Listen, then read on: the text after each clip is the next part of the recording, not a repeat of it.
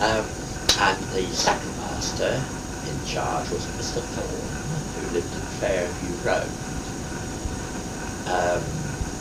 He was very interested in sport. And the third master was Jimmy Chislett, who lived in Salisbury Road, and he again was very interested in sport. Although they ruled well, they weren't quite so hard as Mr. G, of course.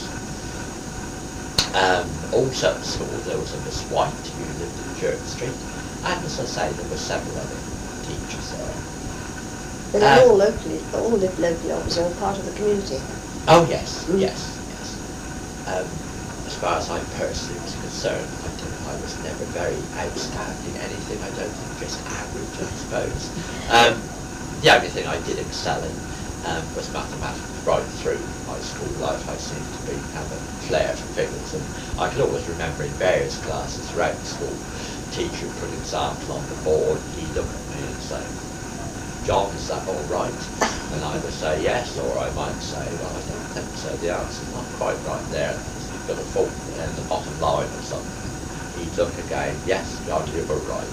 And, deliberate mistake. Yes. I think that was the only thing that I seemed to be reasonably good at anyway. When was John Gaunt? When did that start?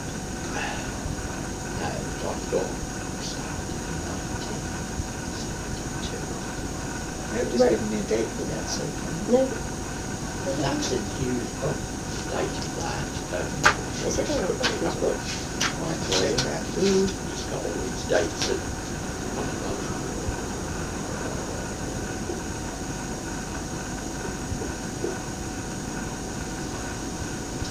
just going back a little bit, the third railway bridge over the High Street was 1966. Sorry, I was quite right. 66.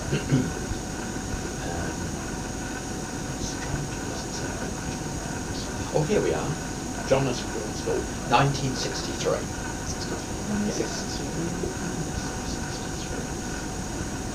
You've got these various dates, I presume. Yes, when we benches sort of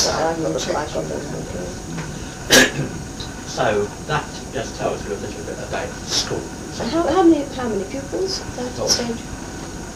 Well, This was up to 16, was it, or up to?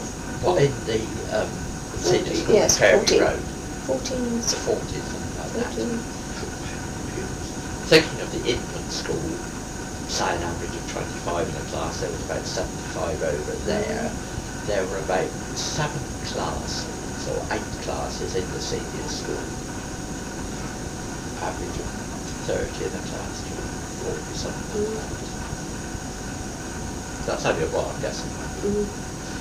I have incidentally started, I was going to do a talk kind of in 1930 to 1990, and I'd just written down 1 or 2 sort of various little notes, if you like, we just quickly looked through it, but it might be something of interest.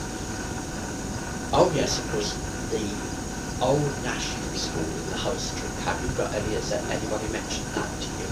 Yes, they said that when when the new primary school was built, Yes. they did woodwork and That's cooking there. absolutely right.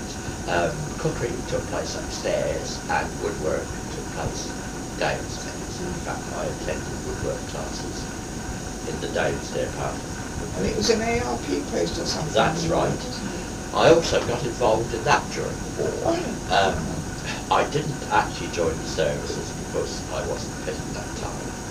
And I was also working on the railway, and which they considered was an essential service.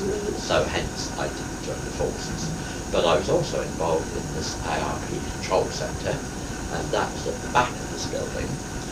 And I don't know if anybody mentioned the technicalities of that to you or not, but during the air raids, we had 2 telephones there on the police station. They would advise us if an air raid was imminent by telephone. And we had a fantastic system, or it certainly was in 1939, 1940. The various air wardens had little buzzers in their houses which plugged into the main system.